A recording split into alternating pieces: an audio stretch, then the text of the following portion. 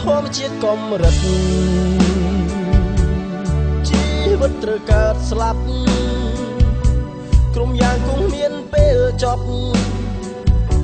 ក្នុងលោកគ្មានទ្រព្យអ្វីដែលមិនអនត្តាមានតែរឿងមួយគត់ប្រាកដមិនប្រេងឆាកំណត់មិនប្រែសាវាគឺចិត្តស្នេហាដែលបងជូនអូន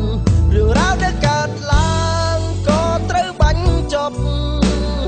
តែបានកប់ពេញបេះដូងមិនដឹងត្រូវចោះ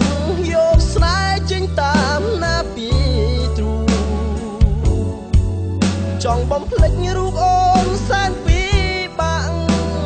សែនកំសាន្តខ្លាចការពិតសួរខ្លួនឯងតើមានទេពីភ្លេចតែចិត្តចាំប្រាប់ជានិច្ចមិនអាចបំភ្លេចបានអូរត់បំភ្លេចមិនបាន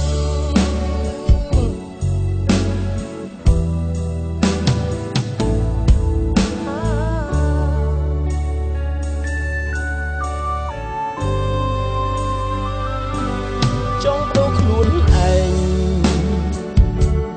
ជាមនុស្សផ្សេងម្នាក់ទៀតឆ្លៀតរៀនខាន់ស្នេហ៍ឲ្យចប់តែអាចកាយកប់លុបបដូរបានត្រឹមឈ្មោះចិត្តគឺនៅតែចិត្តមិនព្រមឈប់គិតចិត្តមិនព្រមធ្វើតាមចិត្តនៅតែនឹកចិត្តមិនខ្លាំងបដូររឿងរ៉ាវដែលកើតឡើង